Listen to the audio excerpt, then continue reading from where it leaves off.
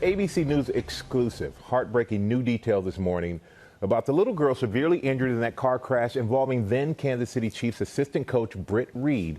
We want to warn you, some of the new images from the accident are incredibly difficult to look at. TJ Holmes sat down with the attorney for the little girl's family, who is speaking out for the first time about the case. Good morning, TJ. Very good morning, and I wish I had a better update. But this was a little girl who ended up in the ICU in a coma after this accident. Well, she woke up. Now the family says she has brain damage. She's not really able to communicate, and she might have to use a wheelchair for the foreseeable future.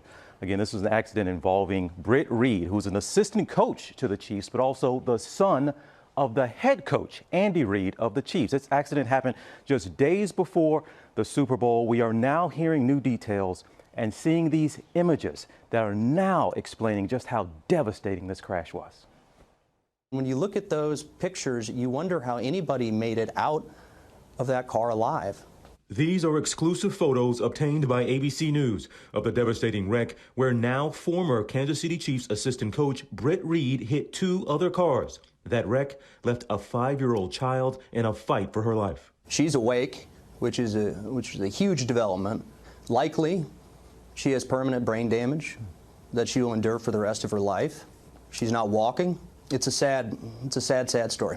The lawyer for the family of that little girl, Ariel Young, is speaking for the first time exclusively to GMA about that crash, which happened just days before Reid was to be on the sidelines with the Chiefs for the Super Bowl in Tampa.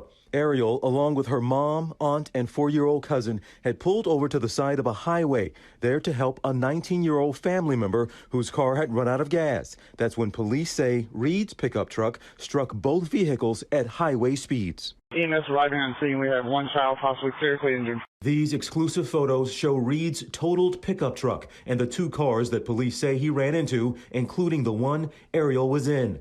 That second row where she was sitting flattened.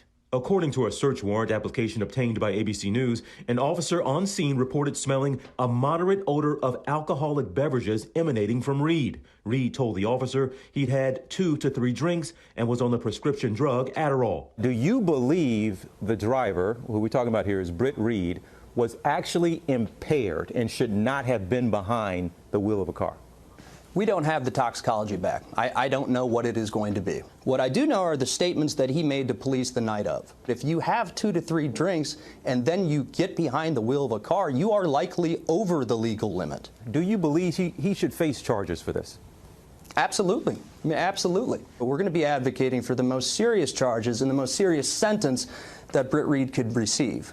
Reid has had no communication with the family, and his attorney says he'll have no comment at this time. His father, Chiefs head coach Andy Reid, addressed the incident one day after the Super Bowl. My heart goes out to that young lady. I'm also a dad, so I get that. So I have concerns obviously on both sides. And Britt did have surgery. He's doing better now.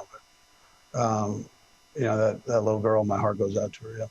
We don't at all feel like this has been, swept under the rug. It's definitely on the forefront, you can tell, of the franchise's mind, and that means a lot, and we hope that it stays there until we can reach some sort of resolution of this matter.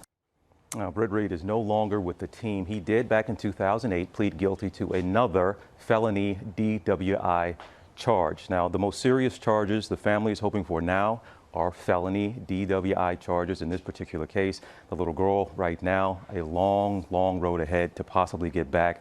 But right now, the family is, to be quite frank, just not exactly hopeful given the condition that she is. But all you can do is hope. But right now, the condition she's in, it's going to be a long road to get her back to that energetic. It's devastating. She's just riding with a family member to go help another family member, a 5-year-old girl, and life changed just like that. Thank you, TJ. Thank you, TJ. Thanks.